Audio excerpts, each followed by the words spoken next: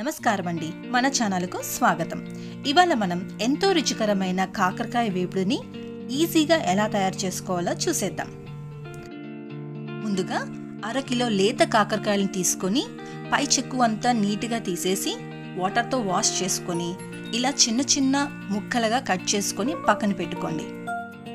నాకైతే ముదరి కాకరకాయలు దొరికాయండి, మీరు మాత్రం లేత కాకరకాయలు తీసుకోండి. ఇలా చిన్న చిన్న ముక్కలుగా కట్ చేసుకొని అందులో 1 టేబుల్ స్పూన్ పసుపు, 1 టేబుల్ స్పూన్ ఉప్పు వేసి కలుపుకొని మూత పెట్టి గంట సేపు పాటు ఊరనివ్వాలి. లేదా గంట సేపు పెడితే మాకు టైం వేస్ట్ అవుతుందండి, మేము త్వరగా ఫ్రై చేయాలనుకుంటే కనుక ఈ విధంగా చేత్తో పిండుతూ ఉంటే 5-10 నిమిషాలలో రసం అంతా ఊరిపోతుందండి. సో చూడండి, ఈ విధంగా రసం అంతా వస్తూ ఉంటుంది. సో మనం ఇలా పిండేసి రసాన్ని ఇలా కలెక్ట్ చేసి పక్కన పెట్టేసుకోవాలండి. ఇలా ఎందుకు చేస్తున్నామంటే చేదు తగ్గడానికి.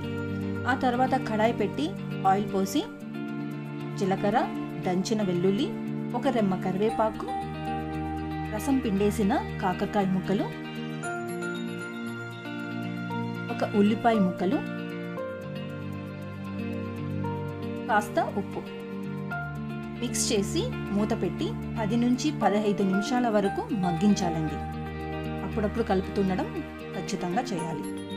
ఆ తర్వాత 15 మినిట్స్ తర్వాత 1 స్పూన్ బెల్లం వేసి కలిపేసి లాస్ట్లో కారం వేసి మిక్స్ చేసి ఇంకొక 5 నిమిషాల నుంచి 10 నిమిషాల దాకా ఫ్రై చేస్తే ఎంతో రుచికరమైన కాకరకాయ వేపుడు రెడీ అయిపోతుందండి.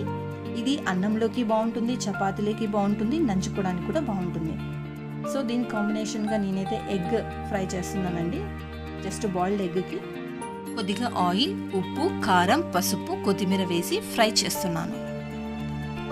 చూడండి, ఎంతో రుచికరమైన కాకరకాయ వేపుడు రెడీ అయిపోయింది. మీకు కనుక నచ్చినట్లయితే సబ్స్క్రైబ్ చేసుకోవడం మాత్రం మర్చిపోకండి. ధన్యవాదాలు.